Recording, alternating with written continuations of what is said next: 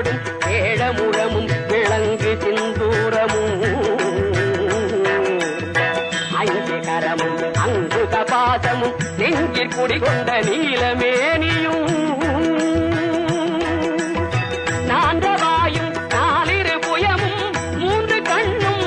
மதச்சுவடும் இரண்டு செவியும் இலங்கு பொன்முடியும் இரண்ட முப்புரினோர் திகழொளி மார்பும்